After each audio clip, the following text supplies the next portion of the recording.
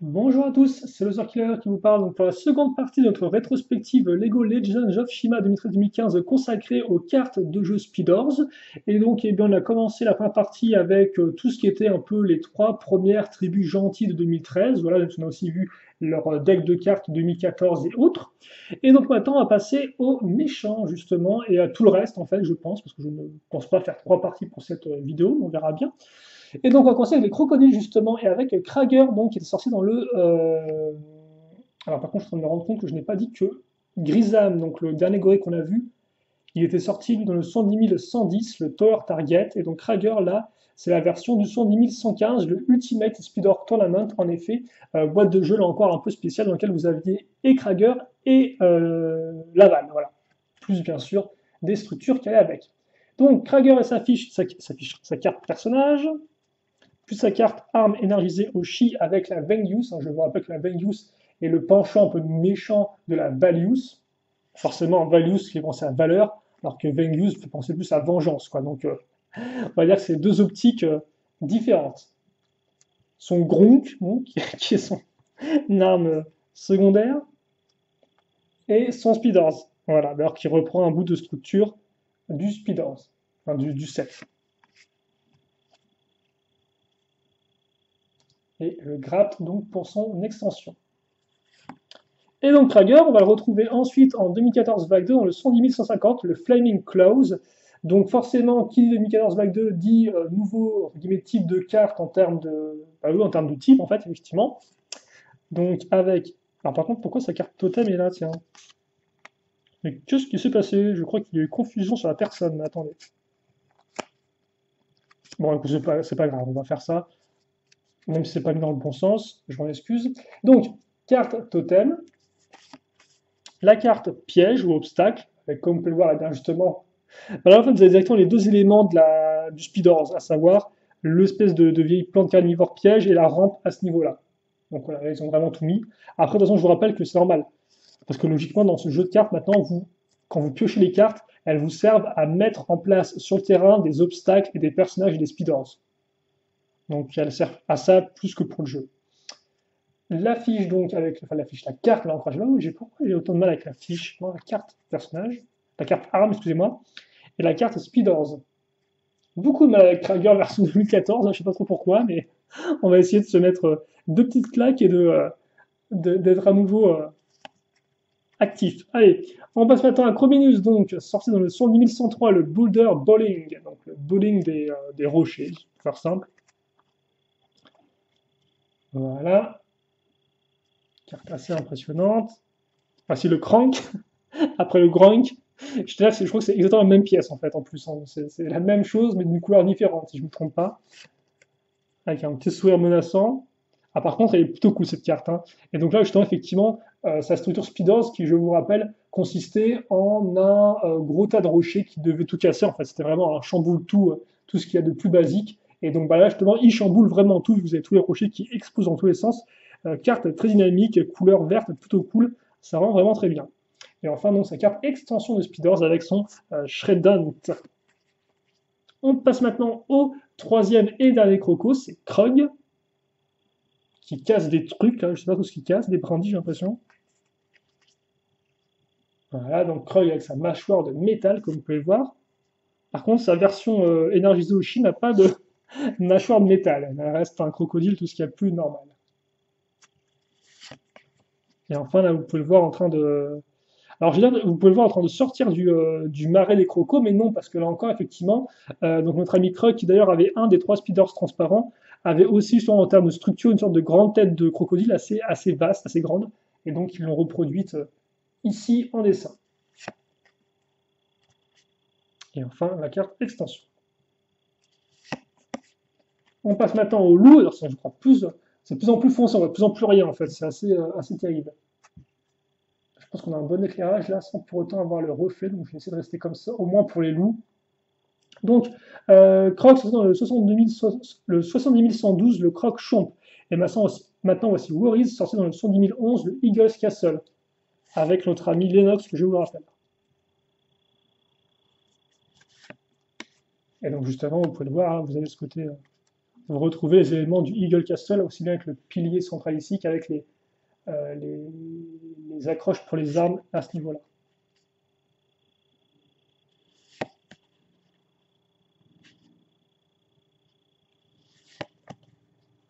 Et là, vous avez Warriors, effectivement, qui ensuite revient en 2014 vague 2 au sein du 70 149, le Scorching Blades. Et donc forcément, les cartes ont changé de type de design. Voilà, c'est sa carte arme, la carte Speeders. Donc on peut maintenant, autant les Speeders avant avaient un nom, autant maintenant, effectivement, sur le côté ici, il n'y a plus qu'indiquer à quel personnage appartient la carte, en fait. Donc c'est un peu dommage de ne plus avoir de nom de Speeders, au moins, je trouve. Donc les obstacles de Warriors, qui sont une sorte de grosses lames circulaires avec des lames, du feu, quoi.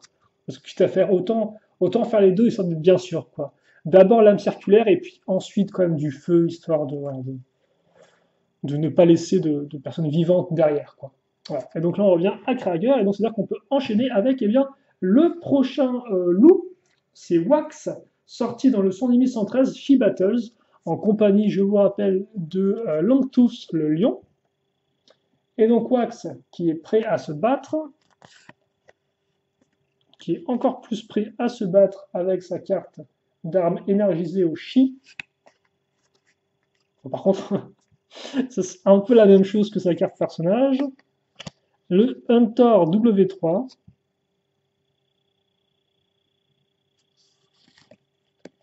Et le tie cut. Alors, le tie cut comme power, c'est une sorte de grosse tronçonneuse qui ressort à l'arrière. Et enfin, on enchaîne avec le dernier des loups, c'est Windsar, sorti dans le 110 106, le Ice Tower. Et là, c'est plutôt cool, ce compo, vous avez Windsar avec toute la tribu des loups derrière lui, avec leurs yeux qui s'illuminent dans la nuit, avec la pleine lune forcément. Et c'est vrai qu'effectivement, tous les XX années, je crois, il y a une sorte de pleine lune qui les fait rendre complètement fous et complètement sauvages. Et effectivement, il y avait un épisode consacré à ça, avec Gluna, la petite gorille, justement, qui était, il me semble, perdue dans les bois à ce moment-là, alors que justement, quand vient ce moment-là de l'année, il ne faut pas sortir du tout de chez soi, vu que les loups envahissent tout et voilà, sont très sauvages, très violents. Un épisode, ma foi, plutôt sympathique, si je ne dis pas de bêtises. Le Hunter W4, avec encore d'autres loups derrière lui, mais après, c'est parce que les loups, ça fonctionne en meute, donc c'est logique qu'on ait d'autres loups.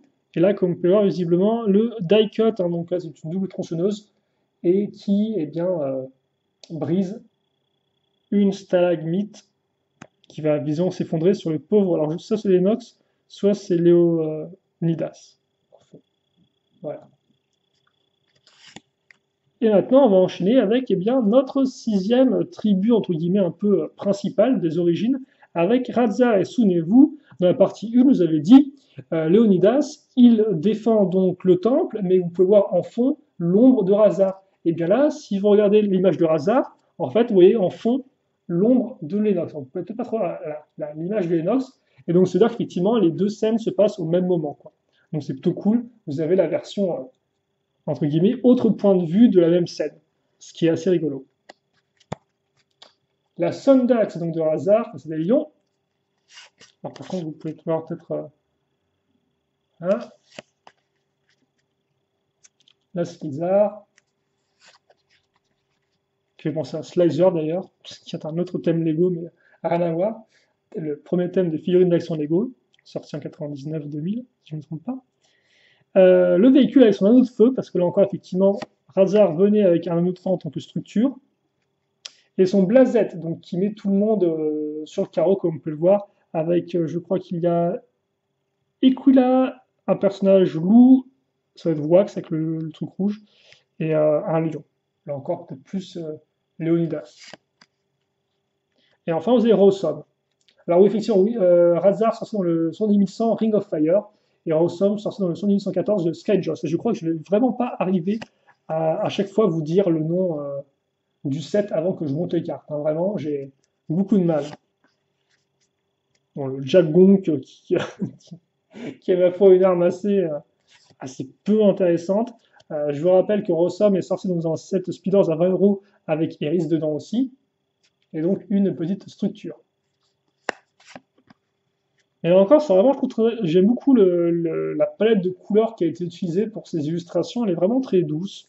Alors, elle n'est pas non plus pastel, mais la douceur fait que c'est assez, je trouve, agréable de se plonger dans cet univers qui est Shima avec les différentes structures et autres. Et aussi son odeur, car effectivement maintenant il est temps d'aborder eh bien, notre ami Skinhead, sorti dans le 10107, le Skunk Attack. Et donc là je pense que les fumées vertes voilà, vous indiquent clairement ce qu'il y a à savoir. Et comme on voit par contre, les 6 types de tribus peuvent utiliser cette carte. Donc après ça se trouve elle est particulièrement puissante. Et comme on parle des fois effectivement, c'est vrai que j'ai pas noté, mais le bonus Chi a des fois une seule branche, comme c'est le cas ici. Ou des fois 2 ou des fois 3 branches. Ça dépend. Et donc on est passé un peu aux tribus diverses, si vous voulez. Même si tu me diras au final, ni Skinnet ni Furti ne sont vraiment des tribus, en fait. C'est les deux seuls rescapés, entre guillemets, de leur tribu à eux. Ils doivent être un peu seuls tout de même. Vous avez Skinnet qui vient en aide à Laval, qui fait face à plein de loups avec des... Alors encore, je crois qu'en fait c'est une scène qui se passe pendant la pleine lune, comme vous pouvez le voir. Vu que tous les loups ont des yeux orange, et vous voyez en fond la petite lune ici. Donc on peut supposer que là encore, vous pouvez même faire votre propre petite histoire avec les cartes au final. Vu que vous avez eu juste auparavant les loups qui partent en chasse en meute les autres. Oh bah là vous avez carrément la suite en fait. Skinhead qui montre comment il va défendre Laval, eh bien en lâchant littéralement les gaz sur ses adversaires qui visiblement ne sont pas très ne s'attendaient peut-être pas à ça. Furty donc, le renard, sorti dans le 111, le Swamp Jump, avec une belle teinte orangée mise dans toute l'image. Furty qui est une arme chi assez pauvrette, je trouve. Et aussi une arme secondaire d'ailleurs qui n'est pas spécialement mieux en soi. Et donc voilà, comme je disais, effectivement, vous avez carrément 3 branches pour le bonus chi. Et donc justement, Furty qui avait le 3e et dernier Speeders transparent. Il y en a peu eu d'autres après. Ce qui est un peu dommage, vu que tout le monde aime les choses transparentes, voyons. Il n'y a pas que moi. Ok, et donc voilà pour ce paquet-là. Et donc maintenant, on va passer au dernier paquet. Et donc là, eh bien, on va définitivement passer en 2014 et plus si affinité, voire même en fait que en 2014, parce que oui, plus si affinité dans le sens où il y aura vague 1 et vague 2. Ok, et donc voici Blista. Donc comme pas, on commence avec la tribu des chauves-souris, donc du royaume oublié, dans leur, dans leur caverne d'ailleurs, comme vous pouvez le voir, c'est vrai qu'il y a encore les chauves-souris assez peu exploitées en termes de modèles sortis, hein, je veux dire un speeders, un véhicule et puis c'est tout. Donc là c'est particulièrement cool de voir leur structure. Et d'ailleurs, vous avez la structure du speeders, qui est une sorte un peu de rempart chauve-souris, qui est représenté ici. Et aussi, ce qui est intéressant, et ce que j'ai pas fait remarquer là encore avec le putois ou avec le renard, c'est que justement, le renard ou le putois, eux, n'ont pas eu des cartes, des figurines d'action comme ceci. Donc c'est un peu la première fois que vous avez une représentation de ce que pourrait donner un renard dans cette forme-là. Après, là, je vois que pour Flirty, ils sont pas trop foulés, c'est un peu la même chose que la tronche de Laval, mais avec des plus grosses pointes, quoi. Et donc, idem là pour nos amis chauves-souris qui aussi ont peu le droit à une figurine d'action. Bon, la Jabba qui reprend plus ou moins le même fond, la même pose que la carte de base. Son Night Bringer 2, donc l'apporteur de nuit, littéralement. L'ameneur de nuit. Et son Night Maker, donc le faiseur de nuit. Très chouette carte, là encore, avec le coucher de soleil. Non, comme pas le coucher de soleil, en fait, juste une sorte de ciel un peu beige, gris, et avec toutes les chauves-souris qui sortent de leur tanière, de leur caverne. Pour l'attaque sûrement en pleine nuit, je pense. Donc Sparatus ensuite, donc, qui représente les araignées, cette fois-ci. Et donc là encore, vous avez une tête araignée de ce qu'aurait pu donner un personnage en figurine d'action. Toxistaphique, donc, qui est son arme secondaire. Le Nightcrawler, donc le rampeur de nuit. Terrifiant. L'arme secondaire. Non, l'extension, excusez-moi, l'extension. D'ailleurs, l'extension qui n'est autre en fait que des pattes en plus sur le Speeders. Il n'y a pas de trucs un peu fou. Et donc, oui, effectivement, par contre, je me suis encore. Oh mon dieu. Donc, Blista sorti dans le 110 137, le Bat Strike, et Sparatus sorti dans le 110 138, le Web Dash. Et là, vous avez Scolder, donc sorti dans le 110 140, le Stinger Duel. Le Stinger Duel, d'ailleurs, hein, qui est un modèle Speeders double, avec la Gravis slash Shadowwind dedans. Et donc là, c'est plutôt cool, parce que comme peur, vous avez la structure Scorpion en fond, qu'on voit effectivement dans la série, mais qui n'a pas eu le droit à une version 7, hélas. Et par contre, comme on peut voir, effectivement, nos cartes de nos tribus du Royaume oublié, eh bien, sont uniquement pour les personnages du Royaume oublié, comme le montrent ces nouveaux logos ici. Donc le personnage de Scorpion à ce niveau-là, qui a forcément une queue assez imposante. Et donc, je rappelle que Scutter, hein, il déteste Scorn, le roi des scorpions. Et donc il attend juste que Scorn devienne complètement dingue et barjot afin de prendre sa place. Et donc ça c'est la carte qu'on avait vue effectivement en première partie. Donc une carte double avec l'image qui est partagée entre une carte de Scolder et entre une carte de notre ami Shadowwind. On passe maintenant définitivement en 2014 vague 2. Donc il n'y aura plus que des cartes de ce type-là maintenant, avec justement eh bien, notre tribu des Phoenix qui sera représenté par Fluminox, qui est le roi des Phoenix. Et d'ailleurs je vous rappelle que pour cette occasion de Speeders, il vient avec des jambes normales au lieu de sa toge traditionnelle, parce que forcément la pièce de toge ne peut pas se mettre sur un Speeders. Et d'ailleurs aussi, vous noterez que je n'ai pas marqué, mais en effet, on n'a plus de cartes extension, ni de cartes armes énergisées au chi, en fait. Donc ça fait qu'on n'a plus l'esprit du chi derrière dans ces cartes 2014 vague 2. Je le remarque que maintenant, je m'en excuse. Donc son véhicule Phoenix, enfin son Speeders Phoenix, hein, qui bat des ailes dans le ciel. La structure en elle-même, hein, une sorte de cercle de feu, mais un peu différent du cercle de feu qu'on avait vu avec Radzar un peu plus tôt. Et enfin, la carte Totem. Puis, on passe maintenant aux tribus de chasseurs ou aux tribus de glace, avec nos amis les vautours et Voom Voom. Donc là encore, d'ailleurs, Fluminox sorti dans le 10155, le Inferno Pit, et Voom Voom sorti dans le 70151, le Frozen Spikes. Jusqu'au bout, hein, j'aurais pas aussi, donc je m'excuse, j'espère que c'était pas trop agaçant. Après, ce qui compte, c'est que je l'ai dit. Donc Voom Voom, voilà, d'ailleurs, qui est très joli comme image, avec le ciel et tout, vous voyez les parties vertes et tout, vraiment très très jolie image aérienne de Voom Voom et de ces deux armes. Ici, vous l'avez qui va à toute berzingue dans les plaines enneigées, forcément enneigées par qui? Eh bien par l'arrivée des tribus de glace. Bon, la structure de Voom Voom qui n'est pas spécialement extraordinaire, comme vous pouvez le voir, hein, c'est le pilier de glace, un truc comme ça, c'est pas spécialement fou. Et enfin le totem entre guillemets qui est une sorte de boulet, de roche qui contient du chic. Surfangar maintenant, donc qui lui est sorti dans le 70 156, le Fire versus Ice, dans lequel vous aviez aussi Laval donc.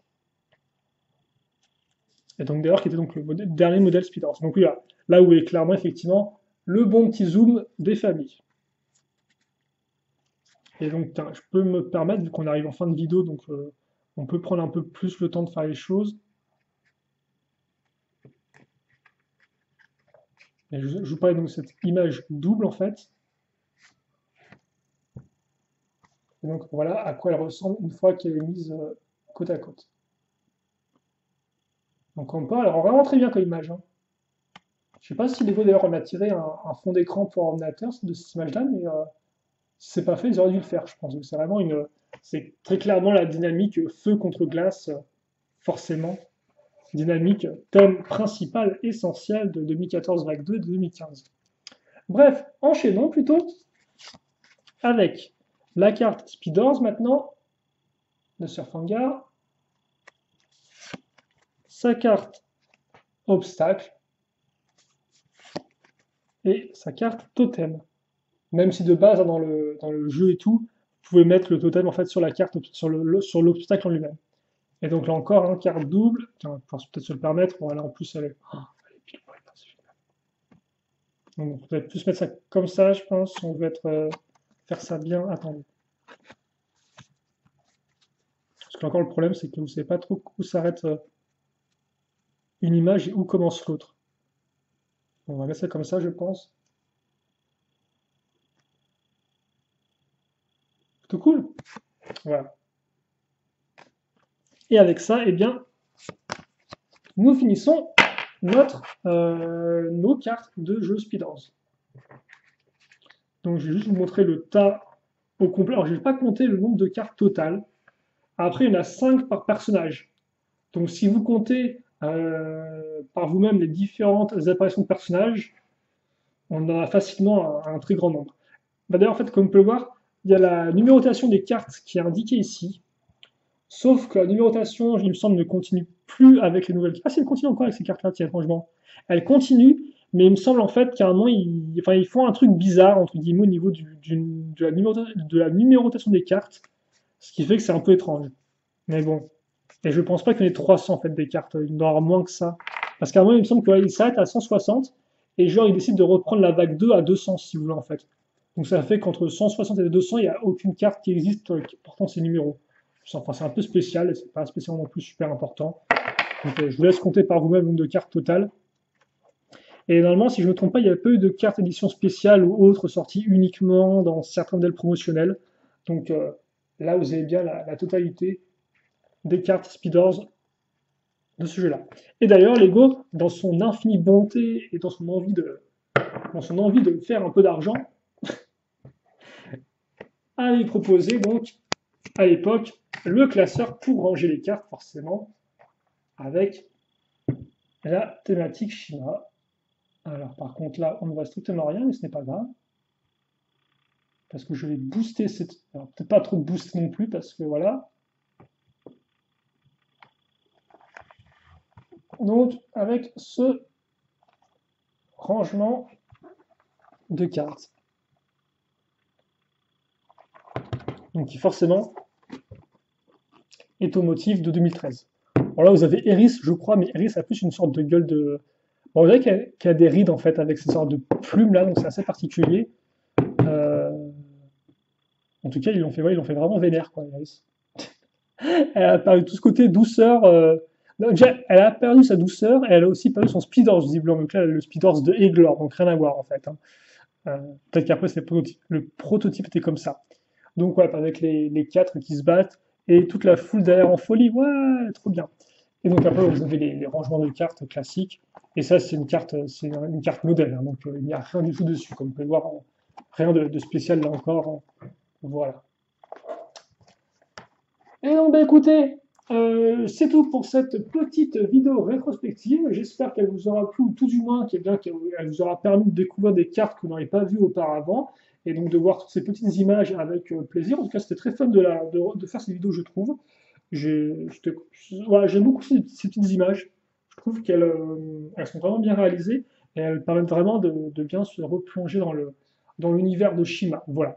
Et donc justement, on se replonge dedans, mais on va aussi se quitter tout de suite. Et donc on se retrouve bien très prochainement pour d'autres vidéos rétrospectives, aussi bien consacrées à des tribus qu'à d'autres vidéos rétrospectives consacrées à d'autres éléments annexes. Logiquement, ensuite, on devrait faire une rétrospective uniquement consacrée aux speeders en eux-mêmes, donc juste le speeders et son pilote, et l'extension, mais pas les armes ni les structures qui vont avec, afin de voir un peu tout ce petit monde réuni, et les uns après les autres, pour ceux qui ne voudraient voir que ça, et ne voudraient pas avoir à regarder toutes les vidéos par tribu.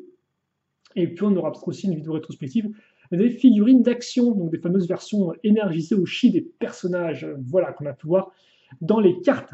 Allez, on se quitte là-dessus. J'espère que vous appréciez la vidéo. Questions, commentaires, allez-y. Et puis pour le reste, on se retrouve donc très prochainement pour de nouvelles vidéos. En attendant, portez-vous bien, passez une bonne journée, une bonne soirée, une bonne ce que vous voulez. Et à la prochaine. Salut à tous et à toutes.